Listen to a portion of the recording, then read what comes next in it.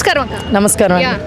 ఈ సంక్రాంతి బరిలో సుమారుగా 6-7 సినిమాలు ఉన్నాయి. సో ఈ సినిమాలకు సంబంధించి టికెట్ ధరలు చూసుకుంటే ఒక్కొక్క సినిమాకి ఎక్కువగానే పెంచారు. ఆల్రెడీ ఆంధ్రాలో పెంచడం జరిగింది రాజాసాబ్కి, తెలంగాణలో ఇంకా తెలియాల్సి ఉంది.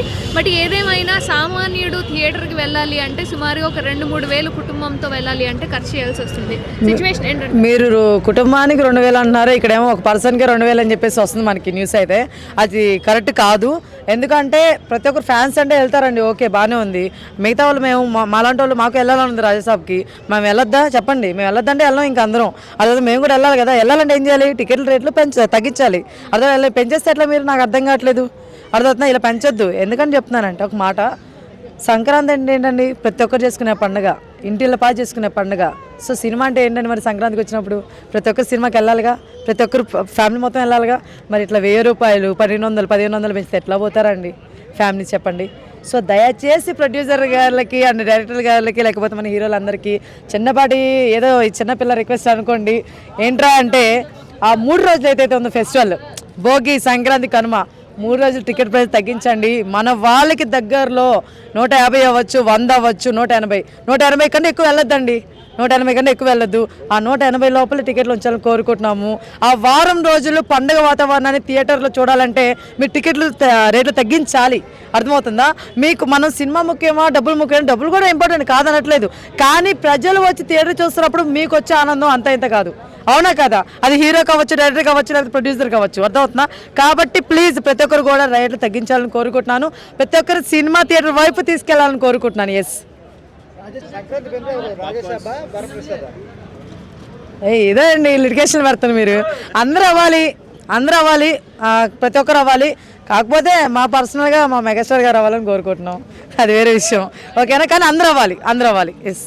ట్రైలర్ పరంగా చూసుకుంటే ఇప్పటి వరకు వచ్చిన గ్లిమ్స్ అయినా సాంగ్స్ అయినా అన్ని కూడా రాజాసాబ్కి ఎక్కువ ఓట్లు పడుతున్నట్టుగా అనిపిస్తుంది. మిగతావన్నీ కాస్త డల్గా ఉన్నాయి అనేది తెలుస్తుంది. మరి ఎలా గెలుస్తారంటారు మెగాస్టార్? ఇప్పుడు ట్రైలర్ అనేది ట్రైలర్ మాత్రమే అండి. ఫుల్ సినిమా చూసి కదా మాట్లాడాలి మనం. అర్థమవుతుంది? ఫుల్ సినిమా చూసి నాకు మాట్లాడదాం ఏ సినిమా వచ్చింది ఏంటనేది. అలా అని చెప్పేసి మేము పోటీ పడట్లేదండి. ఏ సినిమా హిట్ అయినా మేము అంతా మనసుకే తీసుకుంటాం, ఎందుకంటే అందరూ మా హీరోసే.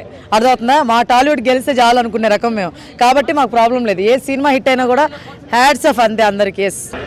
రాజాసాబ్కి వచ్చేసుకునేసరికి ప్రీమియర్ షోస్ అని లాంచ్ చేస్తున్నారు. ఆంధ్రాలోనేమో టికెట్స్ రేట్స్ పెంచినారు, మన తెలంగాణలో టికెట్ రేట్స్ ఇంకా అలాగే ఉన్నాయి.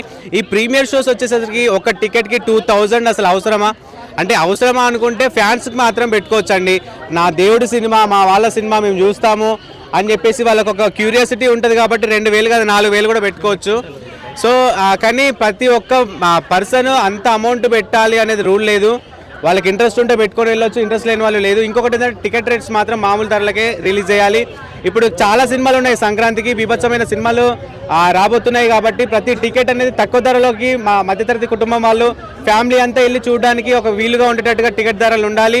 ఈ విధంగా ఎక్కువ రేట్లో టికెట్ ధరలు పెంచితే మాత్రం మేమందరం సినిమాలు వెళ్లకుండా బ్యాన్ చేస్తామని కూడా నేను ప్రజల తరపున కోరుకుంటున్నాను. ఎందుకు అంటే ఒక మల్టీప్లెక్స్లో థియేటర్ సినిమాకి వెళ్తే అందులో ఉన్నటువంటి ట్యాక్స్లు, జిఎస్టీలను కలిపేసి మాకు 100 200 ఉన్న టికెట్ 530 540 పడుతుందండి. ఇంకొకటి ఏంటంటే పాప్కార్న్ రేట్ ఏంది, అది అసలు పిల్లలు తినాలా లేకుంటే వాసన చూసి పక్కన పడేయాలో కూడా అర్థం కావట్లేదు.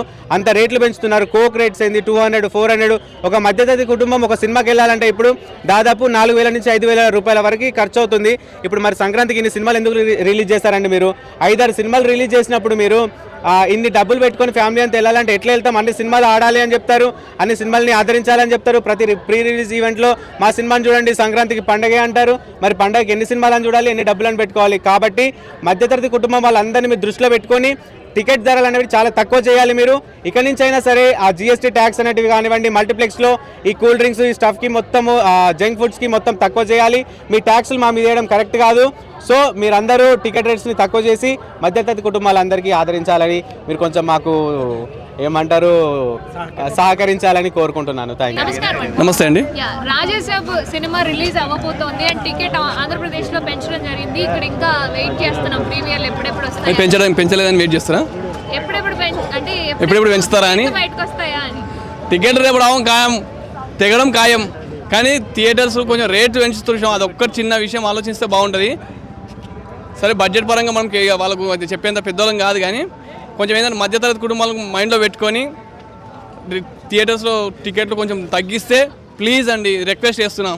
ఎందుకంటే ఒక సామాన్య ప్రేక్షకుడిగా నా హనబుల్ రిక్వెస్ట్ ఇది. ఎందుకంటే నేను కూడా సినిమా తీశాను, ఇచ్చటలా అమ్మబడును కొనబడును. కాకపోతే నా సినిమాకు వాళ్ళ సినిమాకు నక్కకు నకలు అనుకున్న తేడా ఉంది. మా గురువు గారు అనేటువంటి రేపు రాజాసాబ్ వస్తుందిగా, ఆ దేవుని సినిమా కోసం నేను లిటరల్లీ వెయిట్ చేస్తున్నా. ఎందుకంటే రేపు బట్టలు దిగాల్సిందే, 4 జతల బట్టలు కొనేసి నేను. కొత్త పండుగ వస్తుంది కదా, రేపటి నుంచే పండుగ స్టార్ట్. ఇలా ఇట్లా అమ్మబడును కొనబడు అంతే. అంటే ఇప్పుడు ప్రభాస్ గారు భయపెట్టే సిచ్యువేషన్ నుంచి భయపడే సిచ్యువేషన్ వరకు వచ్చింది. ఇప్పుడు సినిమాలో భయపడుతున్నారు కొంతవరకు. సీన్ తర్వాత చూసుకుంటే ఈ సినిమాని మరి ఈ జానరా వైపు ఇప్పటి వరకు రాలేదు కదా. సింహం ఒక అడుగు వెనకకేసిందంటే భయపడుతున్నట్ట అండి. సింహం ఒక అడుగు వెనకకేసిందంటే భయపడుతున్నట్ట చెప్పండి మీరే. కాదండి, లక్ష్మి గారు భయపడరు, మన రాజాసాబ్ కూడా భయపడడు. సింహం ఒక అడుగు వెనకేసిందంటే దాని దుమ్ము దులిపడానికి, ఆ దుమ్ము దులిపేది ఏంటో సెకండ్ ట్రైలర్ చూపించిండు. అదేవిధంగా రేపు థియేటర్లో కూడా చూపిస్తాడు, మన పొట్టు కొడతాడు. It's my challenge, it's my promise. తినబోతూ రుచి చూడడం ఎందుకండి, ఆల్రెడీ మనం తినడానికి ఇంకో గంటలు వెయిట్ చేస్తున్నాం. ఆల్రెడీ రచ్చ మీద మంచి ఆకలితో ఉన్నాం. 4 బట్టలు జతలు కొన్నాం తింపనికి. బట్టలు చింపుకుంటాం, పైన చింపుకుంటాం, అన్ని చింపుకుంటాం. నేను డ్రైవర్ వేసుకోవాల్సి వస్తాను, డ్రైవర్ వేసుకోవట్లేదు. నేను బట్టలు చింపుకొని అడిగా మన సూమ్య కోసం. Raja Saab you come, I see, that's all.